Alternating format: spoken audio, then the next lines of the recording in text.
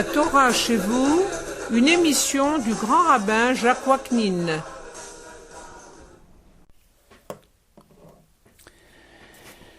Chers amis, bonjour. Le thème du cours hebdomadaire de cette année étant l'explication du titre de la paracha, nous allons nous intéresser à Korach, le nom donné à la paracha de cette semaine. Korach est ce personnage bien connu dans l'histoire du peuple juif, puisqu'il est devenu proverbial pour décrire la richesse d'une personne. On dit « Achir ke Korach », riche comme Korach. En français, on dirait « riche comme Crésus ».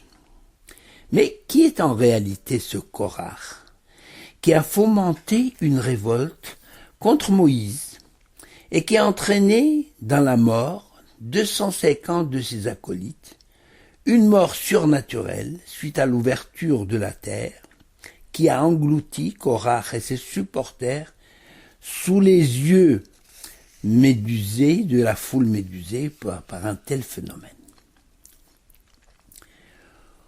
On raconte qu'un célèbre maguide, vous savez, un maguide, c'est un rabbin itinérant, qui se rendait de communauté en communauté pour porter la bonne parole. Or, ce maguide, très érudit par ailleurs, avait une prédilection pour un message tiré de la paracha de Korach. Or, comme vous le savez, la paracha de Korach n'est lue qu'une fois dans l'année. Et comment se rattacher à Korach tous les autres Shabbats de l'année? Avant de monter sur l'estrade pour prendre la parole devant la foule réunie pour la prière du Shabbat à la synagogue, le maguide feignait de rater la marche de l'estrade et le livre assez lourd qu'il mettait sous son bras tombait avec fracas. Et le maguide se penchait pour reprendre son livre et en se relevant, il disait à haute voix « Aïe, aïe, aïe ! Mon livre est tombé comme est tombé Korach. » Et puisque j'ai prononcé ce nom, permettez-moi de vous dire qui était véritablement Korach, qui était ce personnage extraordinaire. Le tour était joué et il pouvait ainsi lancer son message avec aisance, message brillant d'ailleurs qu'il connaissait par cœur pour l'avoir répété un grand nombre de fois. Première question. Comment Yitzhar, le père de Korach, a-t-il pu donner un tel prénom à son fils? Parce que Korach, c'est à rapprocher de Kereach, qui veut dire ces trois lettres, Kuf Resh Chet, qui signifie être chauve, avoir perdu tous ses cheveux. Et sur le plan symbolique, une personne qui a tout perdu ou qui a perdu ses biens matériels et spirituels, qui est dégarni en quelque sorte, qui est dénudé. Et vous savez très bien qu'en général, les parents choisissent pour leurs enfants un prénom flatteur ou celui d'une personnalité connue et adulée, car le nom a une influence sur le comportement et le destin de la personne. Or, le père de Korach s'appelait Yitzhar, qui signifie huile pure qui donne une lumière éclatante, symbole de connaissance et de sagesse. Alors Yitzhar a pensé pour son fils un anagramme de Rokeach, qui signifie l'aromate. C'est l'encens qu'on offrait dans le temple et qui est aussi un parfum. Symboliquement, c'est la connaissance, c'est l'intelligence, c'est la sagesse. D'ailleurs, en français, on dit une expression approchante, qu'une personne est au parfum, pour dire qu'une personne est au courant d'une affaire, qu'elle est mise dans la confidence, qui a connaissance de l'affaire en cours, etc. Donc, il a choisi un tserouf de Rokeach, c'est-à-dire un mot. Le tserouf, c'est une méthode kabbalistique, une méthode d'interprétation basée sur la combinaison des lettres. Or, Korach s'écrit Kouf Resh Chet, les mêmes lettres que Resh Kouf Chet. Rappelons donc que le tsérouf, c'est le résultat de la permutation des lettres dans un mot et qui est un procédé qui est courant dans l'interprétation dans le Zohar. Je vais donner un exemple connu. Par exemple, lechem, le mot lechem qui veut dire le pain. Par permutation des lettres ou par combinaison des lettres, on a des mots le mot lechem signifie le pain et on va amplifier cette notion du pain sur le plan symbolique parce que lechem c'est aussi la femme. Vous savez, dans le récit de Joseph, le pharaon dit à Yosef, je te fais mettre sur toute ma maison, mais sauf le pain que je mange, c'est-à-dire sauf ma femme. Le pain aussi, c'est symbole de l'économie. Il peut être le prétexte d'une guerre. C'est pour ça que le mot guerre vient de lechem, milchama. On fait la guerre pour raisons économiques, mais on parle aussi de crime passionnel entre deux hommes qui aiment la même femme. Donc, on retrouve lechem, la femme. Lechem, c'est aussi les lettres de chamal, avoir pitié, ce qui nous incite à partager notre pain avec le pauvre. Ou bien machal, même chet lamet, ce sont les mêmes lettres que lechem, qui signifie pardonner. Lorsqu'on est en désaccord avec quelqu'un, on réconcilie avec son ennemi, eh bien on partage son pain et on renonce donc ainsi à la division, à la haine, puisque on peut de nouveau s'associer. Melach, c'est aussi le mot lechem, c'est-à-dire le sel, c'est-à-dire le pain sans sel. Ephad, le sel est le symbole de la motivation qui donne le goût à la vie. Et bien donc, nous avons vu que à partir de mon lechem, on peut développer par la méthode du tsérouf, par cette méthode de la combinaison des lettres, et avoir des notions qui se rapprochent, mais qui amplifient la notion de pain, de lechem. Eh bien, Yitzhar, donc, en donnant à son fils le nom de Korach, pensait que grâce à son intelligence, il dégarnirait tout le monde, parce qu'il a choisi Korach et non pas Rokeach, et non pas Rekach, et parce qu'il dégarnirait tout le monde, ça veut dire qu'il accéderait à des hautes fonctions dans tous les domaines, car il dégagera un parfum exceptionnel.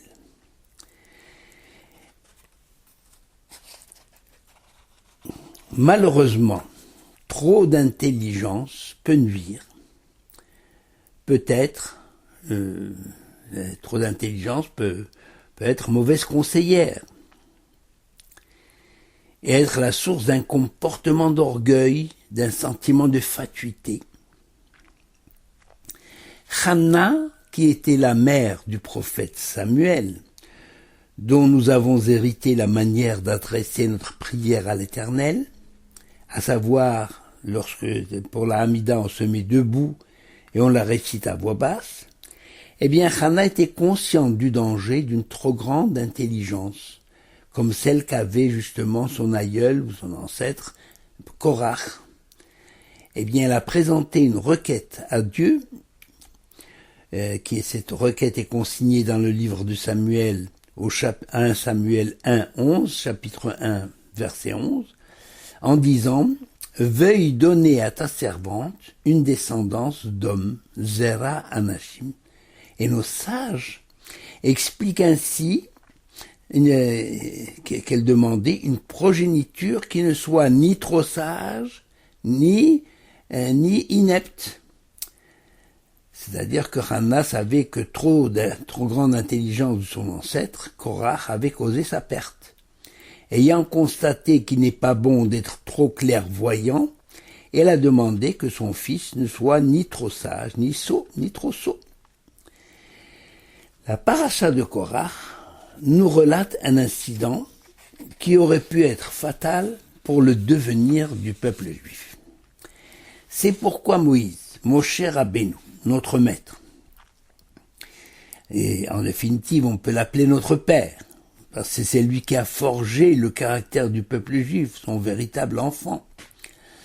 Moïse, d'habitude, si patient, si humble, si disponible pour tous les enfants d'Israël, qu'il a sauvés par ses prières de l'extermination totale, eh bien, il apparaît ici comme un homme très dur, inflexible, sans pitié, puisque face à Korach, il demande à Dieu un châtiment exemplaire, que la terre s'entrouvre et engloutisse Korach, ses amis et tous ses biens, pour effacer définitivement son influence néfaste auprès des enfants d'Israël et de leurs descendants.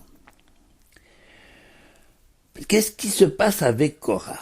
Sous prétexte de revendication légitime par ailleurs, Korach remettait en question toute la Torah par le fait qu'il attribuait à Moïse, le chef du peuple, de prendre des dispositions à titre personnel pour favoriser sa famille et que par conséquent sa mission n'était pas d'origine divine.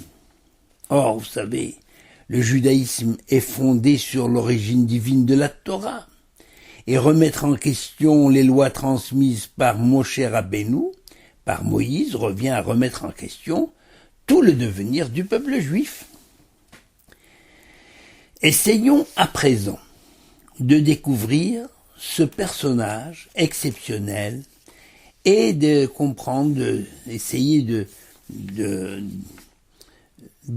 d'écrire quelles sont ses motivations, pourquoi et comment il est arrivé à fomenter une contestation, une révolte, une véritable révolution contre Moïse et Aaron. Le texte de la paracha commence ainsi. Vaïkar Korach, ben Issachar, ben Kehat, ben Lévi. C'est-à-dire Korach prit, déjà ce verbe, ça veut dire qu'il a semé la division, parce qu'il a pris, il s'est mis à part, et il a créé des factions. Korach prit, qui était Korach, fils de Kehat, fils de Issachar, fils de Kehat, fils de Lévi. Et le texte ne va pas plus loin. Elle ne dit pas fils de Yaakov. Pourquoi? Parce que justement, Jacob avait adressé une prière à Dieu pour que son nom ne soit pas associé aux hommes de la tribu de Shimon et de Lévi, à partir de l'incident du viol de Dina, leur sœur, lorsque Shimon et Lévi ont exterminé la famille de Shrem ben Hamor, coupable d'avoir violenté leur sœur Dina. Et puis il a prié aussi pour que son nom ne soit pas lié à cette affaire de Korach, qui était d'ailleurs Lévi. D'où vient ce Korach? Eh bien, Kehat, l'un des fils de Lévi, avait lui-même 4 fils. Amram, Yitzhar, Chevron et Uziel. Moshe, c'est le fils de Amram, il a pris la direction du peuple et il a conféré à son frère Aaron la prêtrise, c'est Dieu qui lui aide. Et au lieu de nommer Korach, qui était le fils du second, c'est-à-dire de Yitzhar, le second de Kehat, eh bien il a nommé Eltsaphan, fils de Uziel, qui était le 4e fils de Kehat. Et bien entendu, il l'a nommé prince sur tous les enfants de Kehat. Donc normalement, Korach aurait dû prendre cette place, c'est le 2e, c'est-à-dire cette place qui a été dévolue à Yitzhar, qui a été dévolue, à Eltsaphan ben Uziel. Eltsaphan ben Uziel, c'est cela, puisqu'il était, lui, le fils du second de Kehat. C'est en fait une histoire de jalousie entre membres de la même famille. Car Korach, si on réfléchit, Korach a fait raison de réclamer cette place, puisqu'il était le fils du second de Kehat. Mais le choix d'Eltsaphan ben Uziel, 4e fils de Kehat, était dicté par l'Éternel. Et Korach était convaincu que ce choix arbitraire émanait de Moïse. En fait, l'homme n'est jamais satisfait quand il ne suit pas cette maxime de nos pères qui se trouve dans les Pirkei Avot. Ezeu Ashir Asameach Bechelko. Quel est l'homme riche? Eh bien, l'homme qui est heureux de ce qu'il possède. Évidemment, cet enseignement est souvent mal compris, d'où la difficulté de l'accepter et de le mettre en pratique. Pourquoi? Parce que nos sages ont voulu dire que l'homme doit être heureux aujourd'hui et maintenant de ce qu'il possède. Mais ce bonheur dont il jouit déjà ne l'empêche pas d'aspirer à une situation meilleure. C'est-à-dire qu'il y a toujours une ouverture. Ce n'est pas une finalité. On ne s'installe pas dans le bonheur. On peut espérer un bonheur plus grand. Mais au moins, justement, il faut profiter du bonheur que l'on a présentement. Les personnes qui désirent toujours autre chose, qui sont toujours en attente d'autre chose, ne sont jamais ni satisfaits, ni heureux, parce que dès qu'ils atteignent leur but, ils veulent déjà autre chose. Ils ne profitent pas du moment présent. Ils regardent toujours plus loin et ne prennent pas le temps d'apprécier leur situation présente. Ce sont des pauvres. Parce que, qu'est-ce qu'un homme pauvre? Eh bien, un homme pauvre, disent nos sages, c'est une personne qui a un manque, même si cette personne possède une fortune. Parce qu'elle considère qu'elle n'a pas ce qu'elle veut, ce qu'elle désire. Donc, il y a un manque, donc elle est pauvre. Nous avons un personnage dans le monde chassidique qui est très connu, qui s'appelle Zushia d'Anipoli, qui était d'une pauvreté légendaire, à peine de quoi manger.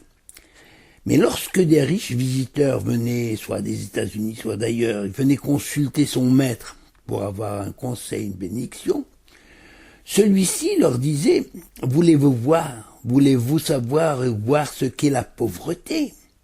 Allez rendre visite à mon disciple Zushia d'Anipoli. » Mais lorsqu'ils arrivaient, ces Zushia, et que Zushia, comprenant dans quel but son maître les envoyait, Zushia il disait à ses visiteurs, « Je ne comprends pas pour quelle raison mon maître vous envoie chez moi. Je peux vous affirmer que je suis le plus riche du monde. Et savez-vous pourquoi? Tout simplement parce que je n'ai aucun besoin. Ce que j'ai me suffit amplement. N'ayant aucun manque, je suis comblé et je suis le plus heureux des hommes. » Cet aphorisme de nos sages, donc, Ezeu Ashir Sameach Bechelko, concerne bien entendu la situation matérielle, mais cet aphorisme est valable dans tous les domaines de la vie, surtout dans le domaine intellectuel, c'est-à-dire on peut se réjouir des connaissances que l'on a présentement, mais il ne faut pas s'arrêter là, il faut toujours aller plus loin, toujours espérer plus loin, mais au moins jouir déjà de ce que l'on a. Eh bien, Korach avait tout pour être heureux, il était intelligent, il était riche comme Crésus. Le Midrash dit qu'il était le plus riche du monde. C'est une façon de... il y avait je sais pas combien de centaines d'ânes pour porter sa fortune.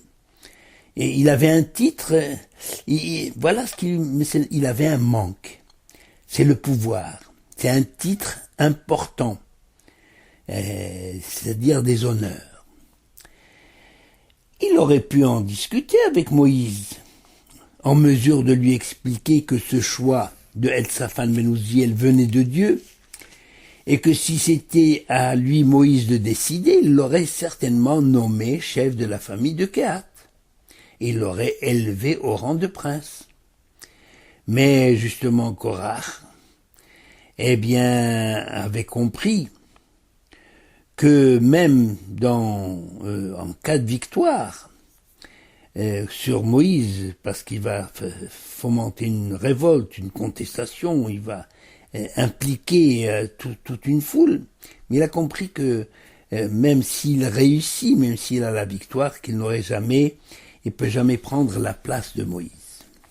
Pour quelle raison? Parce que Tout simplement, lors de sa contestation, il a toujours prétendu défendre les droits de ses concitoyens. Or, s'il demande à remplacer Moïse, le peuple comprendrait immédiatement que Korach œuvrait pour lui-même et pour son bien, et non pas pour leur bien.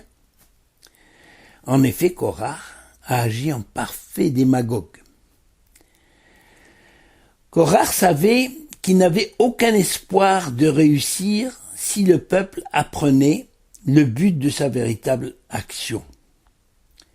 Il décide donc d'agir, comme on le dit dans la tradition juive, il a décidé d'agir leshem shamayim, c'est-à-dire pour l'honneur du ciel, c'est-à-dire d'une manière tout à fait désintéressée. Alors il a commencé par proclamer que tout juif avait droit à servir dans le sanctuaire, et pas seulement les Lévites, et les Lévites eux-mêmes. Ils remettaient donc en question le choix de la tribu de Lévi, choix effectué par l'Éternel après la faute du veau d'or. En effet, après la faute du veau d'or, avant la faute du veau d'or, il y avait l'aîné de chaque famille était désigné pour le service du sanctuaire. Ce sont les premiers Kohanim. Mais il y avait les Lévites.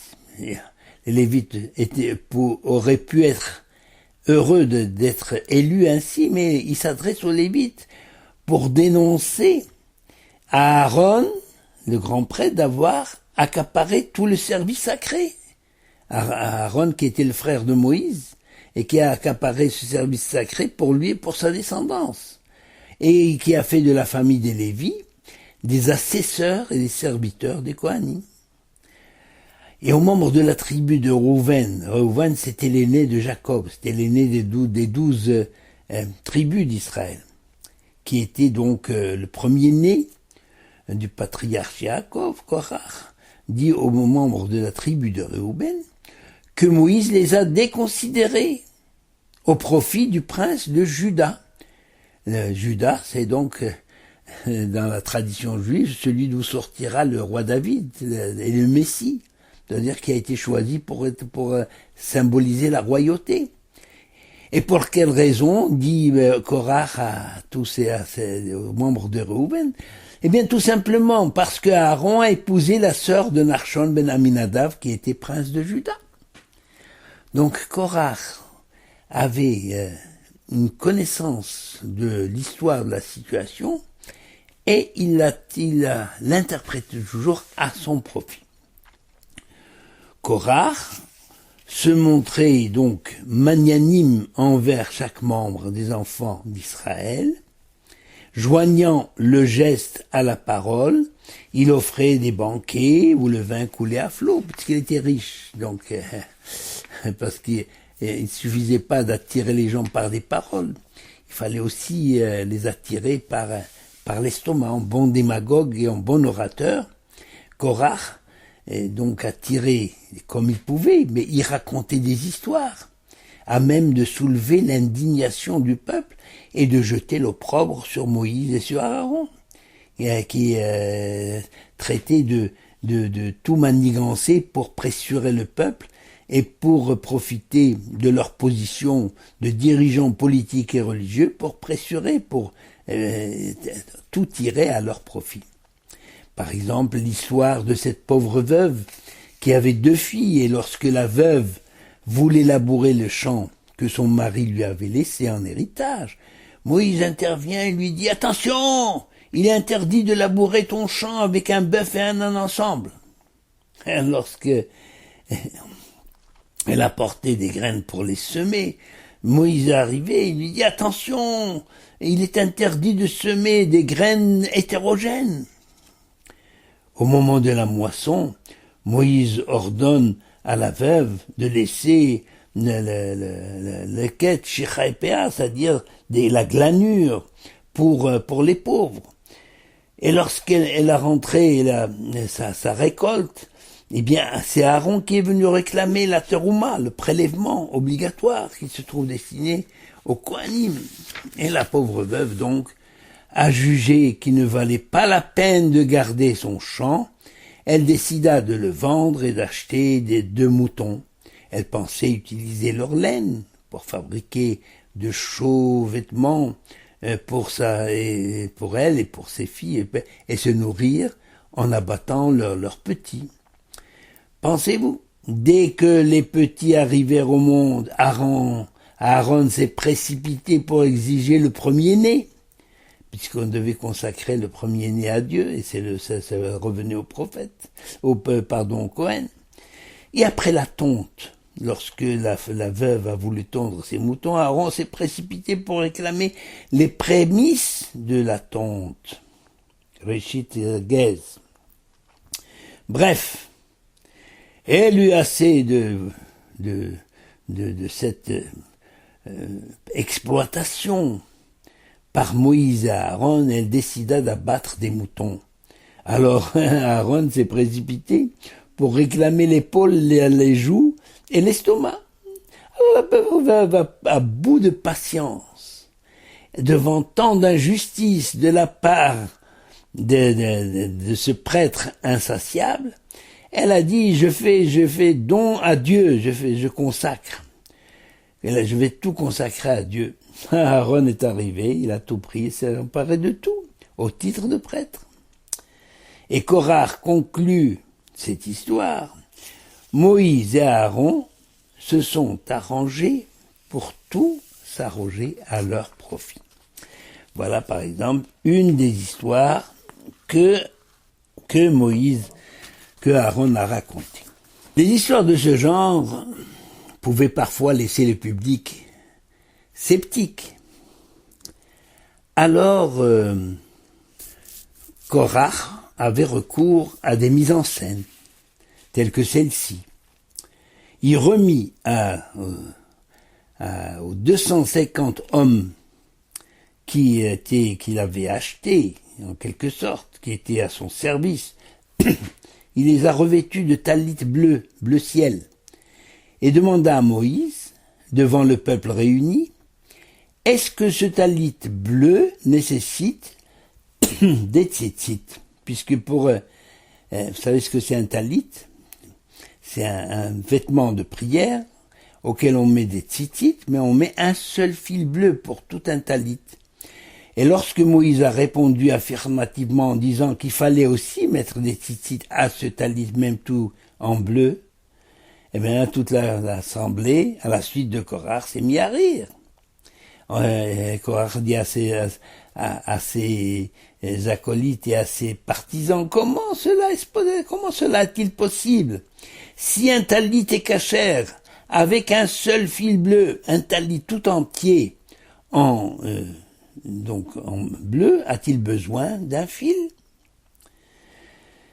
Eh bien, en vérité, le problème posé par Korach, et tout le monde l'a compris, tout le peuple d'Israël, le message était le suivant, tout le peuple d'Israël est composé de gens capables et dignes. Est-ce qu'ils ont encore besoin d'un chef?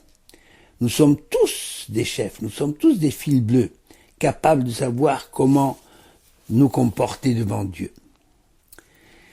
Eh bien, en fait, cette démagogie ne tient pas la route, parce que ces arguments ne tiennent pas la route. Si tout le monde est chef, c'est la débandade dans le pays. Autre test posé par Korach, si une maison se suffit d'une mezouza, c'est-à-dire d'un parchemin accroché à la porte sur le poteau à droite en entrant, si donc une mezouza suffit pour rappeler son attachement à la loi divine, une maison pleine de parchemins avait-elle encore besoin d'une mezouza? Oui, dit Moïse. Nouvelle moquerie de Korach, qui fit ce raisonnement devant la foule. Si déjà un petit bout de rouleau est suffisant pour toute une maison, à plus forte raison, une maison pleine de parchemins, donc de petits rouleaux, n'a pas besoin d'une mezouza. Tout le monde a compris l'allusion. Korach dénigrait ainsi le système des mitzvot, parce que chaque homme est assez sage pour déterminer les commandements auquel il faut obéir. Rachi pose la question suivante. Korach, étant intelligent, qu'a-t-il donc vu pour commettre une telle folie, une révolte contre Moïse et Aaron? Eh bien, plusieurs réponses ont été données à cette question. Le Rav Meir Shapira de Lublin, par exemple, rappelle que l'homme a été créé avec deux yeux, l'un pour percevoir la grandeur du Créateur et l'autre pour se rendre compte de l'insignifiance et de la petitesse de l'homme. Le second œil de Korach était censé lui faire comprendre et lui faire prendre conscience de sa médiocrité, de ses faiblesses. Mais au lieu de cela, il lui a fait voir qu'une noble lignée serait issue de sa progéniture. Il s'agit du prophète Samuel, le fils de Hana.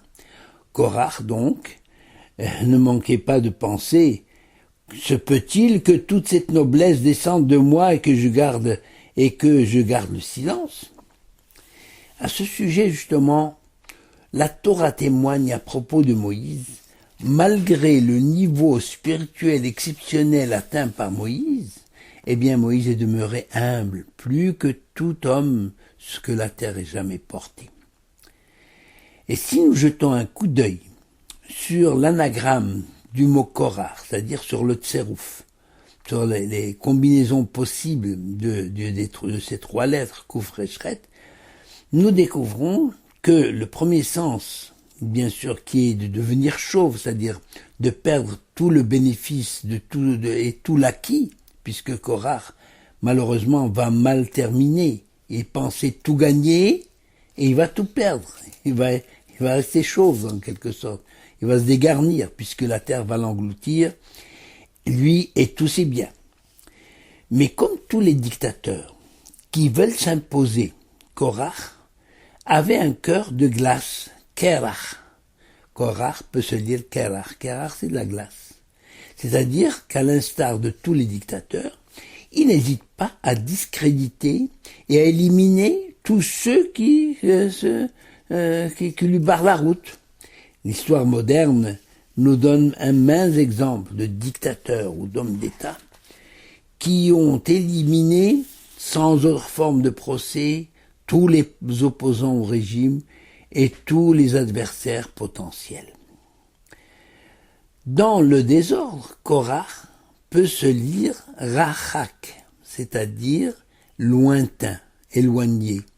Et effectivement, en tant que démagogue ayant perdu tout sens de morale, il est éloigné de tout principe moral.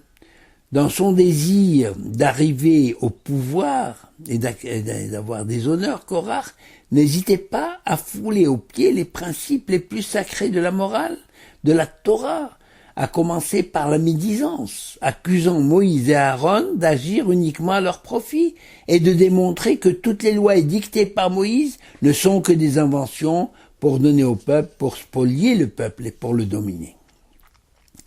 Rachak, qui veut dire aussi éloigné, Korach s'est également éloigné de Dieu et de la crainte de Dieu. Il oublie que le maître du monde est au-dessus de lui. Et il oublie également qu'il a été choisi d'entre les tribus d'Israël, puisqu'il était Lévi, pour donner l'exemple du service que l'on doit à Dieu.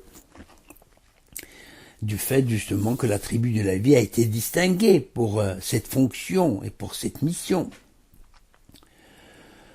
Korach peut se lire également Chakar, Chet Koufresh, c'est-à-dire rechercher, examiner, interroger, scruter. Et Korach, dont on ne manque pas de rappeler la grande intelligence, eh bien, ne parlait pas au hasard et n'agissait pas au hasard. Il manipulait à loisir les hommes du peuple parce qu'il a fait des recherches dans le domaine de la psychologie humaine et surtout dans la psychologie des foules. Il savait comment choisir les thèmes et les mots pour les haranguer. Et l'illustration de tous ces détails sur la personnalité de Korach s'étale On retrouve cela exactement sous nos yeux tous les jours, dans différentes contrées du monde. Les mécontents peuvent aussi grincer des dents. Charak, chet resh kuf. Mais, en fait, le dictateur, plus il avance dans sa conquête de la foule, plus il aiguise sa langue. C'est aussi charak, aiguisé, affilé. Korach donc affinait tout l'arsenal du parfait démagogue, disposant d'une immense richesse qui lui permettait de soudoyer un grand nombre de personnes, notamment les 250 acolytes devenus des inconditionnels. Et les 250 personnes qui s'est soumis à sa volonté, ce n'était pas n'importe qui, c'était des membres du Sanhedrin, c'est-à-dire c'était la crème du peuple. Et Korach avait pour tout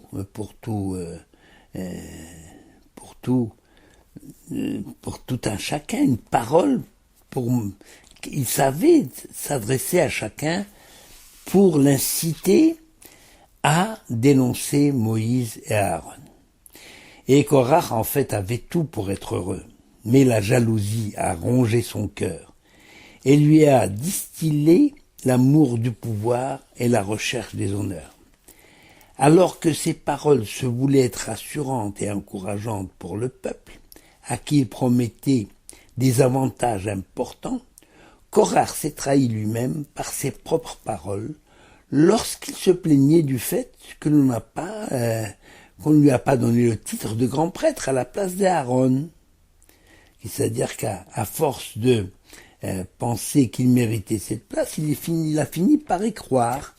Et il a fini surtout par croire que c'est Moïse qui était à l'origine de cette nomination. Et son orgueil lui a été fatal. Il y a une différence notable entre orgueil et ambition. L'orgueil, c'est l'orgueil, en fait, dans la tradition, la grandeur ne sied qu'à l'Éternel. Quant à l'homme, il ne lui est pas permis d'être orgueilleux, mais il peut être ambitieux pour mieux accomplir et mieux servir l'Éternel, mieux accomplir son devoir et mieux servir l'Éternel. Korach avait une très haute opinion de lui-même et il pensait que la place du grand prêtre lui revenait du fait de sa naissance et du fait aussi de ses qualités intellectuelles, du fait de ses richesses.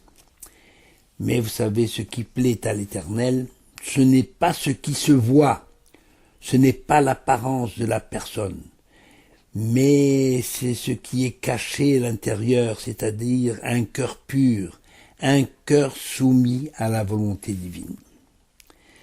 Dans les Pirkei Avot, on lit cette parole de nos sages.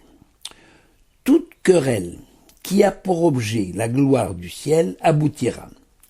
Et toute querelle qui n'a pas pour objet la gloire du ciel, eh bien, n'a pas d'avenir.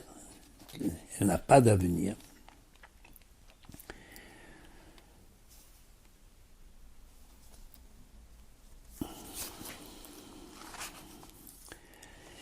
Et justement, il en est de même de Korach et de ses partisans.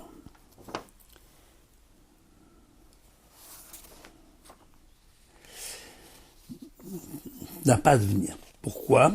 La Mishnah dit, quel est l'exemple d'une dispute au motif pur? C'est celle de Hillel et de Shammai. Entre parenthèses, sachez que le verbe se chamailler en français vient du nom de ce sage d'Israël, un contestataire permanent, mais un contestataire au grand cœur, dont la devise était justement qu'il fallait toujours accueillir toute personne avec bienveillance. Veheve mikabel koladam besever panmiavot. Et quel est l'exemple d'une dispute dont les motifs ne sont pas purs? Eh bien, c'est celle de Korach et de sa bande. Nos sages font remarquer que cette dernière expression est étonnante. On attendrait que l'exemple dont les motifs ne sont pas purs serait la dispute entre Korach et Moïse. Mais que veut dire Korach et sa bande? Eh bien, nos sages expliquent ainsi cette formulation. Quand il s'agit de la gloire du ciel, eh bien, tous les arguments qui sont avancés, même les plus contradictoires, ne sont que des facettes de la vérité. Ils n'ont pour but que de glorifier l'Éternel. Donc on a conservé, par exemple, les discussions de nos sages dans le Talmud, aussi bien ceux qui disaient blanc et ceux qui disaient noir.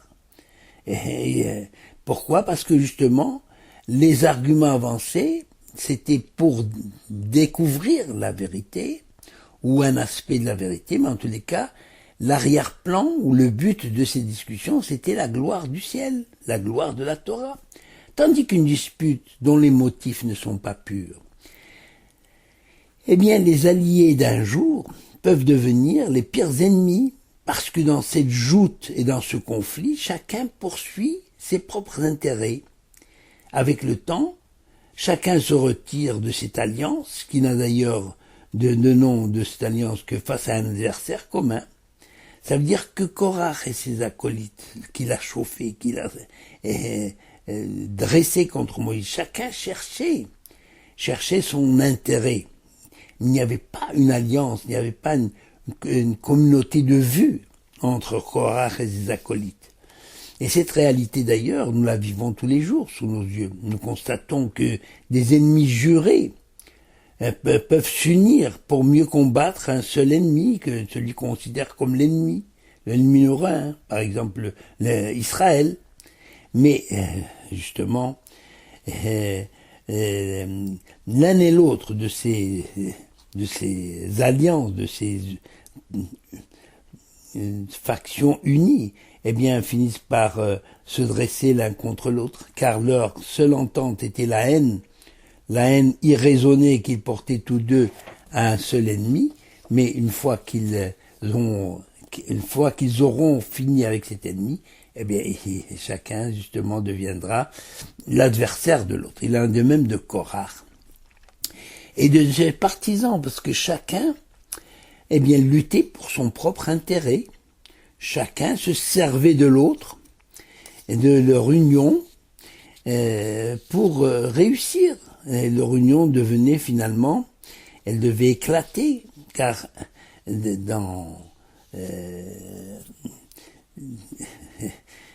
a fini tragiquement, parce que ça s'est arrêté net avec l'ouverture béante de la terre qui les a engloutis tous ensemble. Mais dans la réalité, on voit que des factions qui sont unies contre un même ennemi finissent par se dresser l'une contre l'autre. Le Rav Shmulevitch rapporte que malheureusement, personne n'échappe à ce danger de la querelle, surtout lorsque l'amour-propre s'y mêle. Il constate par exemple que des yeshivot, des instituts religieux, qui s'étaient maintenus, qui s'étaient développés en dépit de lourdes difficultés financières et dans des conditions les plus difficiles, ont fini par disparaître en raison des discussions et de querelles partisanes qui n'avaient plus pour objet la gloire du ciel. Car là où règne la discorde, la Shekhinah, la présence divine, se retire, il n'y a plus de bénédiction, donc malheureusement les entreprises courent à leur fin. Au contraire, lorsque l'unité règne au sein d'Israël, le peuple mérite des grandes choses. Par exemple, on l'a vu au Sinaï. Au Sinaï, au pied de la montagne, il était dit « Vayichan Sham Israël Negedar ». Israël a campé face à la montagne. Et Rashi explique ainsi ce verset qu'Israël a campé comme un seul homme avec un seul cœur. Et à partir du moment où il y avait l'unité, eh bien, ils ont mérité de recevoir, d'assister à la révélation divine. Dans les temps modernes, nous avons assisté aux prouesses de l'État d'Israël lorsque la population était unie autour d'un même objectif, la pérennité du peuple et de la population d'Israël dans la paix et dans l'honneur. On a vu cela en 1967. En conclusion, comme le dit si bien Rav Gershon Cohen, si Moshe Rabbeinu, Moïse notre maître, s'est montré catégorique envers Korach, c'est qu'il avait mesuré les graves conséquences de sa contestation, à même de mettre en danger l'avenir, de compromettre l'avenir de la communauté d'Israël. Parce qu'au départ, Korach affirmait être dans la ligne de la Torah, et que c'était Moïse qui faisait fausse route, tandis que lui, Korach, il personnifiait le judaïsme dans son authenticité. Mais justement, Korach, les mitzvot, les pratiques religieuses, pour Korach donc, les pratiques religieuses étaient valables tant que les Juifs avaient besoin de moyens concrets pour s'élever vers le Créateur. Mais désormais, il fallait changer le système, épouser l'évolution, tenir compte de l'évolution du monde moderne. Il s'agissait de ne plus, il s'agissait ni plus ni moins de réinventer le judaïsme. Et on voit aujourd'hui le résultat d'une telle vision du message divin consigné dans la Torah. Et malheureusement, une partie du peuple juif a fait ces démarches de Korach. Mais en vérité, la véritable nature du message divin, eh bien, il a échappé à Korach comme il échappe à tous ceux qui aujourd'hui pensent que la Torah est dépassée. Moïse a mis l'accent sur la transcendance de la mitzvah, en général, à propos de la mitzvah des tzitzit ou celle de la mezouza. Il a répondu à Korach que la mezouza sera conservée à travers toutes les époques et qu'elle sera conservée non seulement en tant que même, mais qu'ils auront un caractère invariable. Car la mitzvah n'est pas un moyen, un outil entre les mains de l'homme, mais un but en soi. La mitzvah dépasse la dimension humaine et prend véritablement une dimension cosmique. La mitzvah émane du Verbe divin, à l'instar de toutes les lois de l'univers. Donc l'observance de la mitzvah, même si elle dépasse notre entendement, eh bien contribue au maintien et à la marche de l'univers. Et la tentative d'éradiquer la Torah pour établir un nouvel ordre ou à son seul profit, eh bien justement, il a échoué. Le Tout-Puissant, Dieu l'Éternel, a voulu montrer que la Torah est immuable. Le Midrash nous rapporte que grâce à Hannah, qui a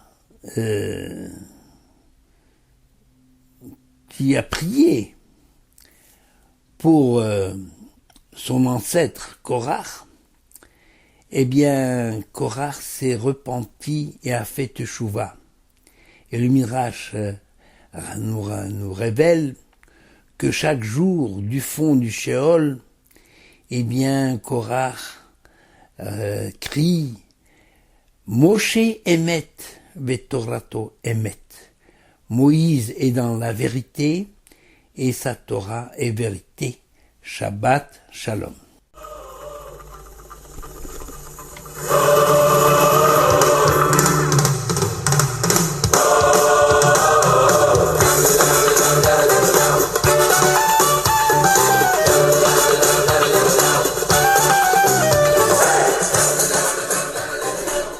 Vous venez d'entendre une émission du grand rabbin Jacques Waknin.